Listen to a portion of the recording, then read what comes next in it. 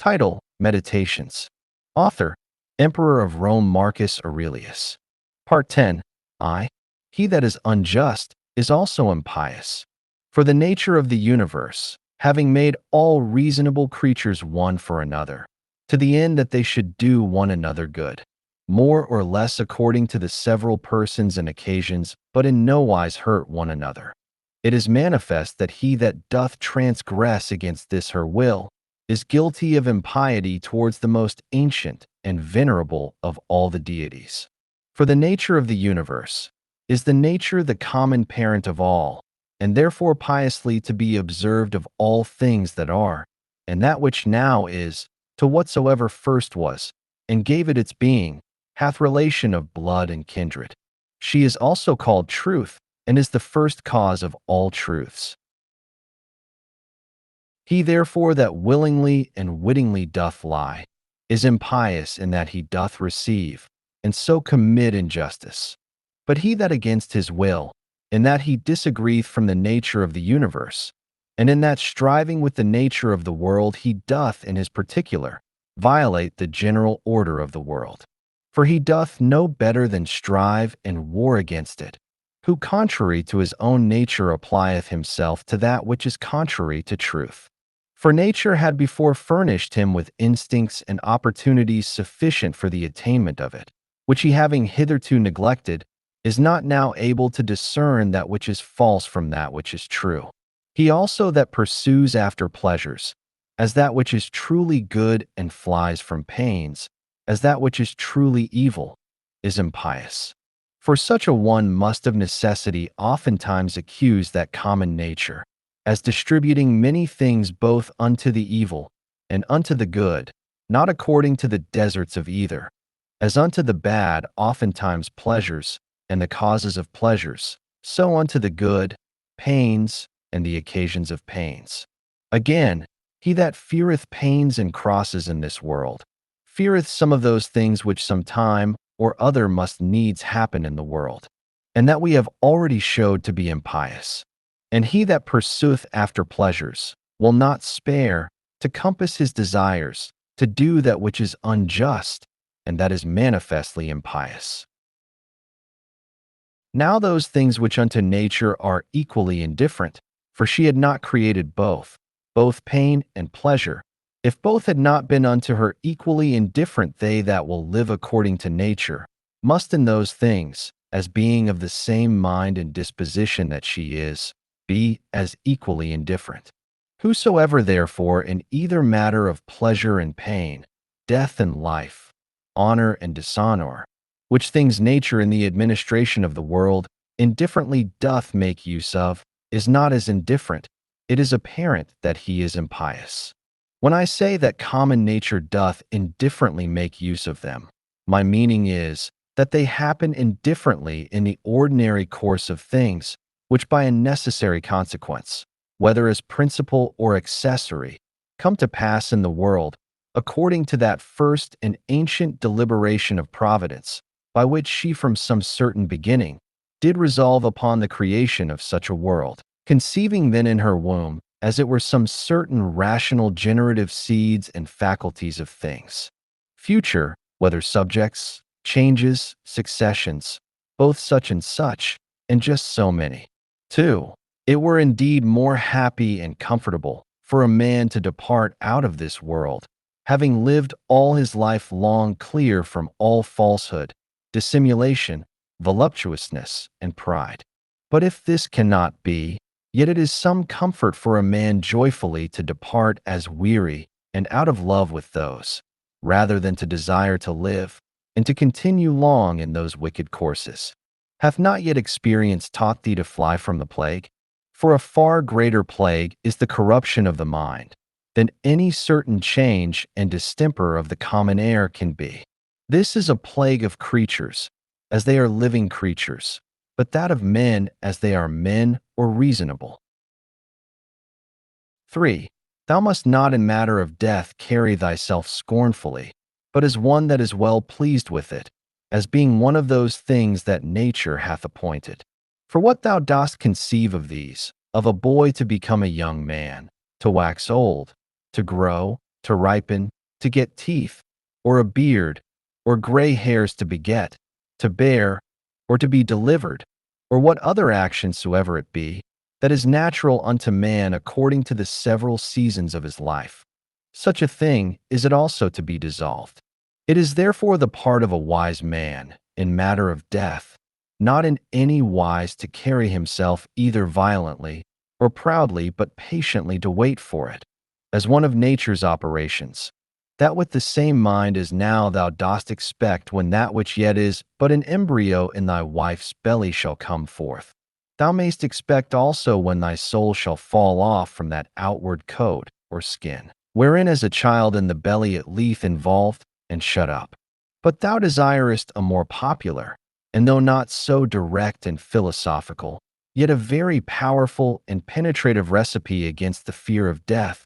Nothing can make thee more willing to part with thy life, than if thou shalt consider both what the subjects themselves are that thou shalt part with, and what manner of disposition thou shalt no more have to do with.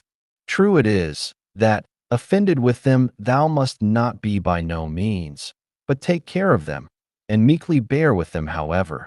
This thou mayst remember, that whensoever it happens that thou depart, it shall not be from men that held the same opinions that thou dost. For that indeed, if it were so, is the only thing that might make thee averse from death, and willing to continue here, if it were thy hap to live with men that had obtained the same belief that thou hast. But now, what a toil it is for thee to live with men of different opinions, thou sayest, so that thou hast rather occasion to say, Hasten, I thee pray, O death, lest I also in time forget myself. For he that sinneth, sinneth unto himself. He that is unjust hurts himself, in that he makes himself worse than he was before. Not he only that committeth, but he also that omitteth something, is oftentimes unjust. V. If my present apprehension of the object be right, and my present action charitable, and this, towards whatsoever doth proceed from God, be my present disposition, to be well pleased with it, it sufficeth. 6. To wipe away fancy, to use deliberation, to quench concupiscence, to keep the mind free to herself. 7. Of all unreasonable creatures, there is but one unreasonable soul, and of all that are reasonable, but one reasonable soul, divided betwixt them all. As of all earthly things there is but one earth, and but one light that we see by, and but one air that we breathe in, as many as either breathe or see. Now whatsoever partakes of some common thing, naturally affects and inclines unto that whereof it is part, being of one kind and nature with it.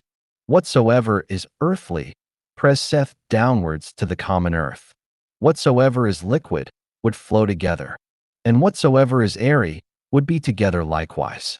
So that without some obstacle and some kind of violence, they cannot well be kept asunder. Whatsoever is fiery doth not only by reason of the elementary fire tend upwards, but here also is so ready to join and to burn together, that whatsoever doth want sufficient moisture to make resistance, is easily set on fire. Whatsoever therefore is partaker of that reasonable common nature, naturally doth as much and more long after his own kind.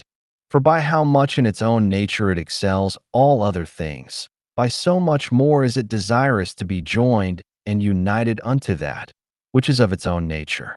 As for unreasonable creatures then, they had not long been, but presently begun among them swarms, and flocks, and broods of young ones, and a kind of mutual love and affection. For though but unreasonable, yet a kind of soul these had, and therefore was that natural desire of union more strong and intense in them, as in creatures of a more excellent nature, than either in plants, or stones, or trees. But among reasonable creatures, begun commonwealths, friendships, families, public meetings, and even in their wars, conventions, and truces. Now among them that were yet of a more excellent nature, as the stars and planets, though by their nature far distant one from another, Yet even among them began some mutual correspondency and unity. So proper is it to excellency in a high degree to effect unity, as that even in things so far distant, it could operate unto a mutual sympathy. But now behold, what has now come to pass? Those creatures that are reasonable are now the only creatures that have forgotten their natural affection and inclination of one towards another. Among them alone of all other things that are of one kind, there is not to be found a general disposition to flow together. But though they fly from nature, yet are they stopped in their course and apprehended. Do they what they can, nature doth prevail. And so shalt thou confess, if thou dost observe it. For sooner mayst thou find a thing earthly, where no earthly thing is, than find a man that naturally can live by himself alone. 8. Man, God, the world, every one in their kind, bear some fruits. All things have their proper time to bear. Though by custom, the word itself is in a manner become proper unto the vine, and the like, yet is it so nevertheless, as we have said. As for reason, that beareth both common fruit for the use of others, and peculiar, which itself doth enjoy. Reason is of a diffusive nature, what itself is in itself, it begets in others, and so doth multiply.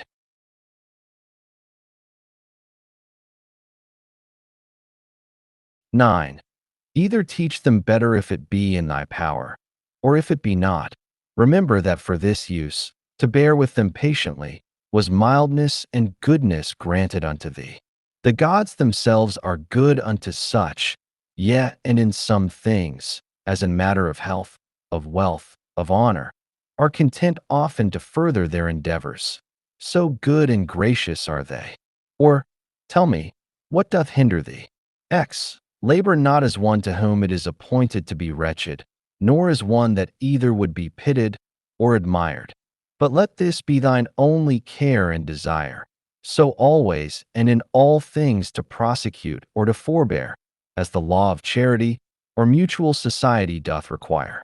11. This day I did come out of all my trouble. Nay, I have cast out all my trouble. It should rather be for that which troubled thee, whatsoever it was not without anywhere that thou shouldest come out of it, but within in thine own opinions, from whence it must be cast out, before thou canst truly and constantly be at ease. 12. All those things, for matter of experience, are usual and ordinary, for their continuance but for a day, and for their matter, most base and filthy.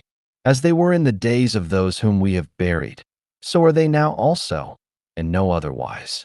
13. The things themselves that affect us, they stand without doors, neither knowing anything themselves, nor able to utter anything unto others concerning themselves. What then is it that passeth verdict on them? The understanding. 14. As virtue and wickedness consist not in passion, but in action, so neither doth the true good or evil of a reasonable charitable man consist in passion, but in operation and action. 15. To the stone that is cast up, when it comes down it is no hurt unto it, as neither benefit when it doth ascend. 16. Sift their minds and understandings, and behold what men they be, whom thou dost stand in fear of what they shall judge of thee, what they themselves judge of themselves. 17. All things that are in the world are always in the estate of alteration. Thou also art in a perpetual change, yea, and under corruption too, in some part, and so is the whole world. 18. It is not thine, but another man's sin. Why should it trouble thee? Let him look to it, whose sin it is. 19. Of an operation and of a purpose there is an ending, or of an action and of a purpose we say commonly, that it is at an end. From opinion also there is an absolute cessation, which is as it were the death of it. In all this there is no hurt. Apply this now to a man's age, as first a child, then a youth, then a young man, then an old man. Every change from one age to another is a kind of death, and all this while here no matter of grief yet. Pass now unto that life first, that which thou livedst under thy grandfather, then under thy mother, then under thy father. And thus, when through the whole course of thy life hitherto thou hast found and observed many alterations, many changes, many kinds of endings and cessations, put this question to thyself: what matter of grief or sorrow dost thou find in any of these? Or what doest thou suffer through any of these? If in none of these, then neither in the ending and consummation of thy whole life, which is also but a cessation and change. XX. As occasion shall require, either to thine own understanding, or to that of the universe, or to his, whom thou hast now to do with, let thy refuge be with all speed. To thine own, that it resolve upon nothing against justice. To that of the universe, that thou mayest remember, part of whom thou art. Of his, that thou mayest consider whether in the estate of ignorance or of knowledge. And then also must thou call to mind that he is thy kinsman. XXI. As thou thyself, whoever thou art, were made for the perfection and consummation, being a member of it, of a common society, so must every action of thine tend to the perfection and consummation of a life that is truly sociable.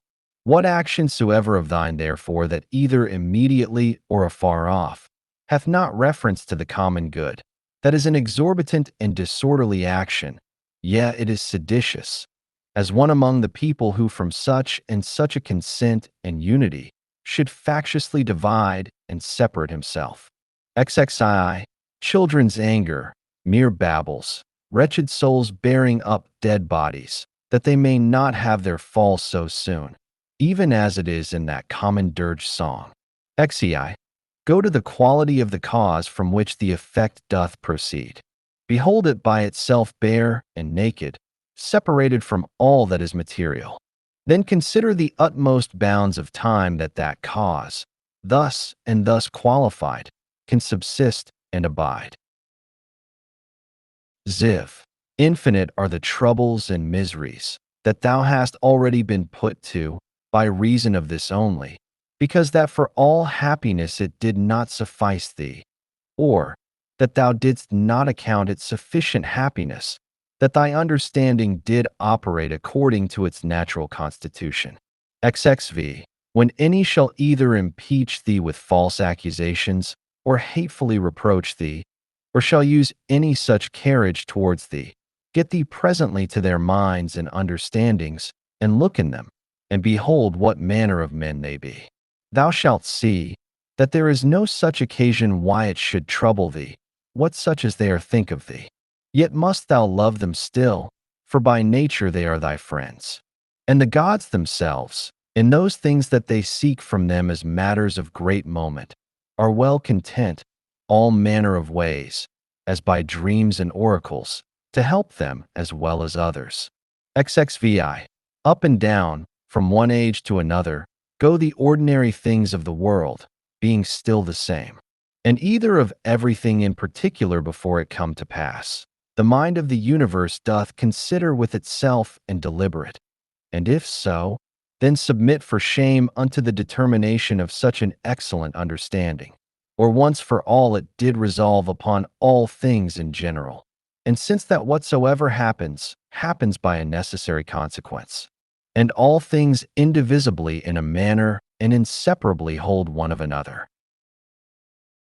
In sum, either there is a God, and then all is well, or if all things go by chance and fortune, yet mayest thou use thine own providence in those things that concern thee properly, and then art thou well.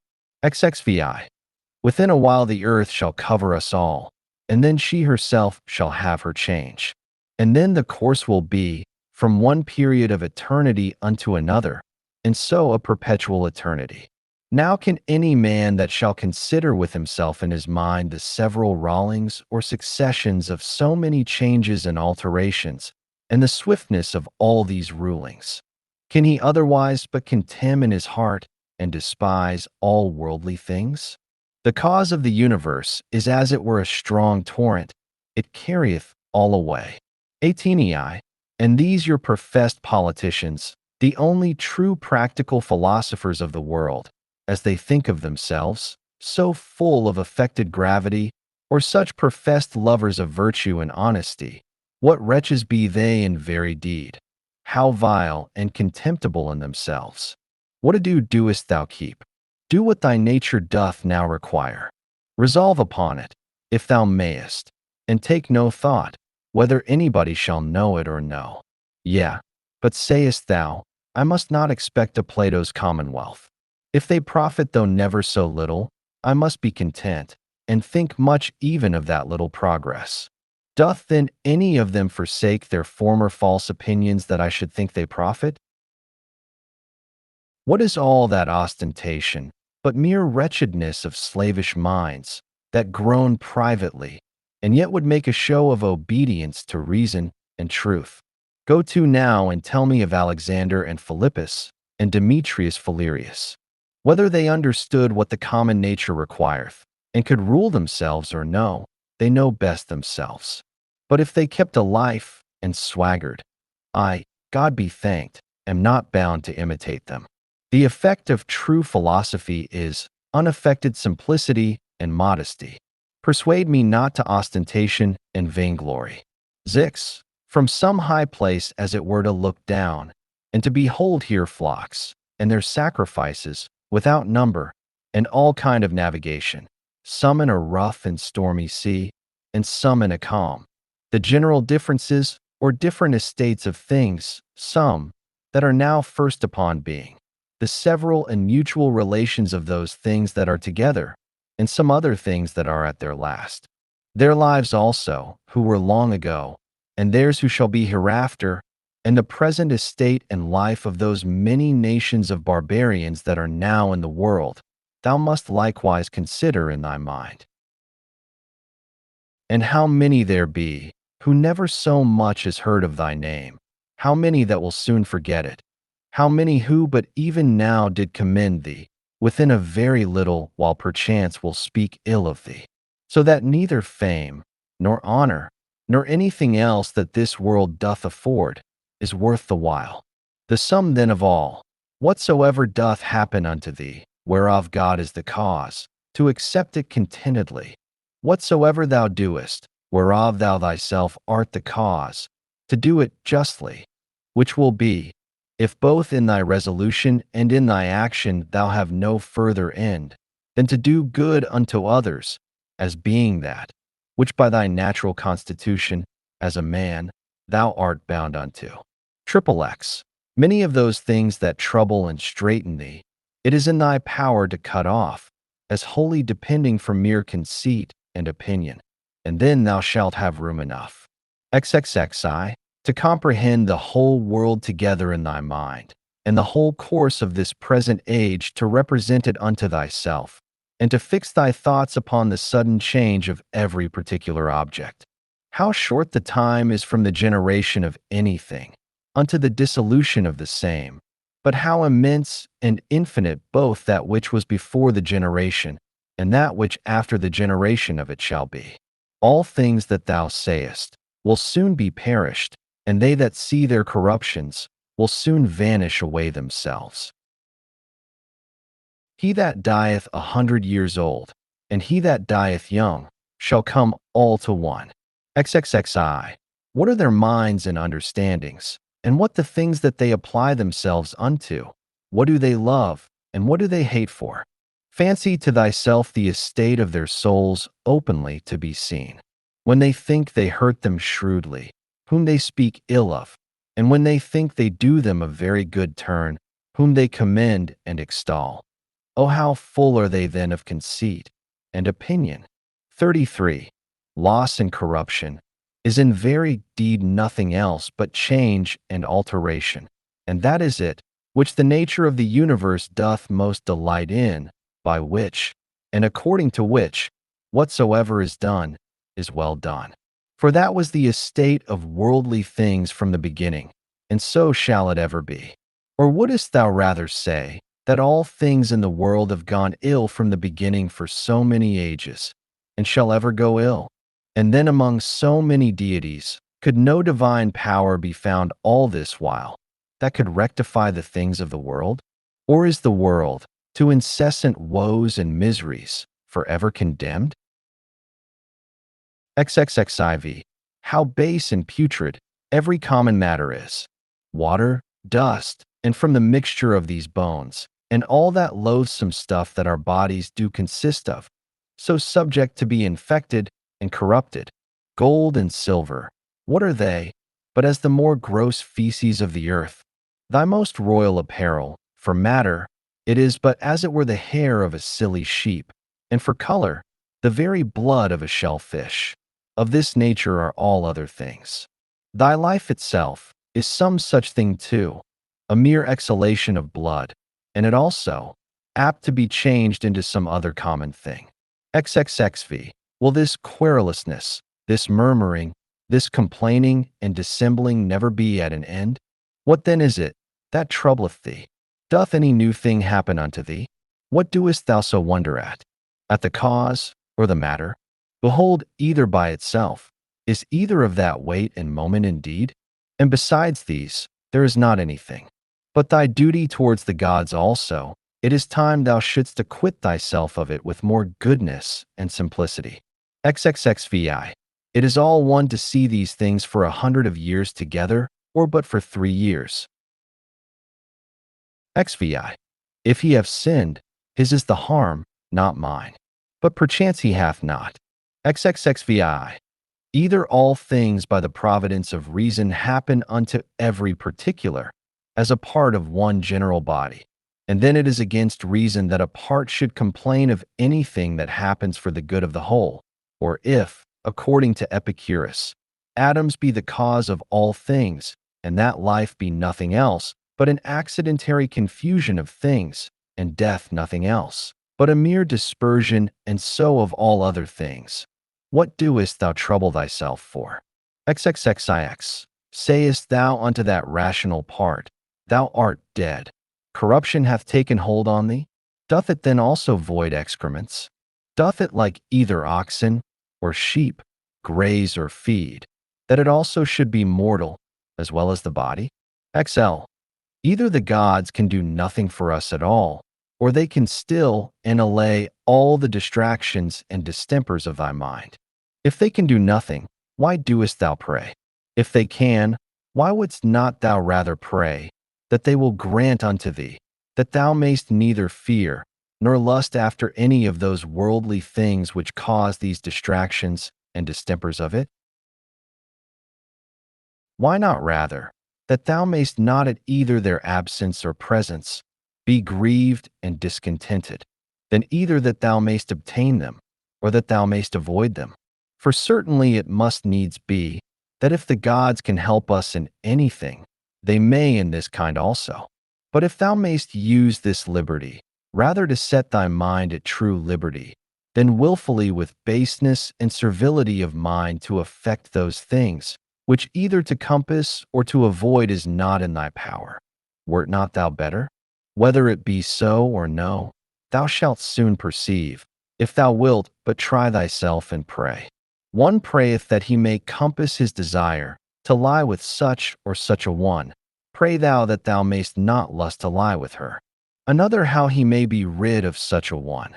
Pray thou that thou mayst so patiently bear with him, as that thou have no such need to be rid of him. Another, that he may not lose his child. Pray thou that thou mayst not fear to lose him. To this end and purpose, let all thy prayer be, and see what will be the event. In my sickness, saith Epicurus of himself, my discourses were not concerning the nature of my disease, neither was that, to them that came to visit me, the subject of my talk, but in the consideration and contemplation of that, which was of especial weight and moment, was all my time bestowed and spent, and among others in this very thing, how my mind, by a natural and unavoidable sympathy partaking in some sort with the present indisposition of my body, might nevertheless keep herself free from trouble and in present possession of her own proper happiness.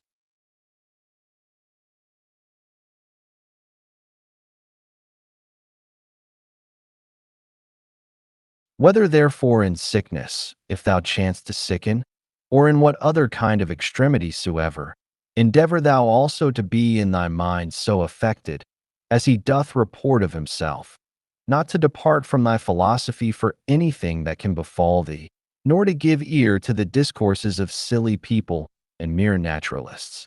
XLI.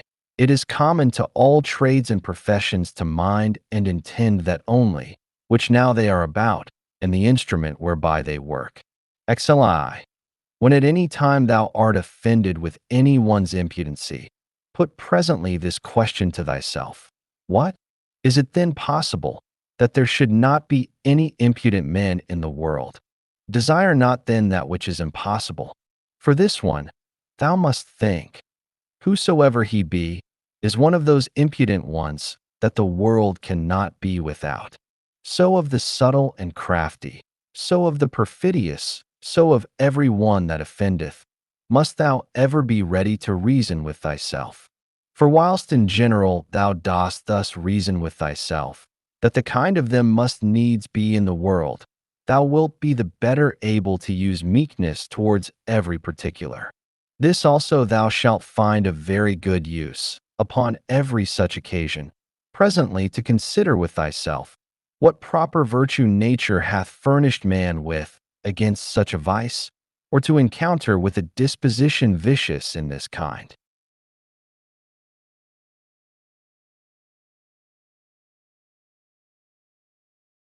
As for example, against the unthankful, it hath given goodness and meekness as an antidote, and so against another vicious in another kind some other peculiar faculty. And generally, is it not in thy power to instruct him better that is in an error?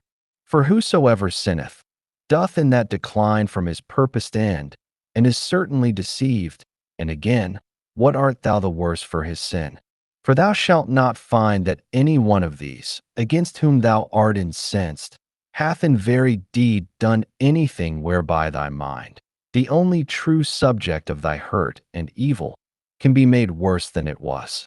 And what a matter of either grief or wonder is this, if he that is unlearned do the deeds of one that is unlearned? Should not thou rather blame thyself, who, when upon very good grounds of reason, thou mightst have thought it very probable that such a thing would by such a one be committed, didst not only not foresee it, but moreover dost wonder at it, that such a thing should be. But then especially, when thou dost find fault with either an unthankful or a false man, must thou reflect upon thyself. For without all question, thou thyself art much in fault, if either of one that were of such a disposition, thou didst expect that he should be true unto thee, or when unto any thou didst a good turn, thou didst not there bound thy thoughts, as one that had obtained his end, nor didst not think that from the action itself thou hadst received a full reward of the good that thou hadst done. For what wouldst thou have more? Unto him that is a man, thou hast done a good turn. Doth not that suffice thee? What thy nature required, that hast thou done. Must thou be rewarded for it? As if either the eye for that it seeth, or the feet that they go, should require satisfaction.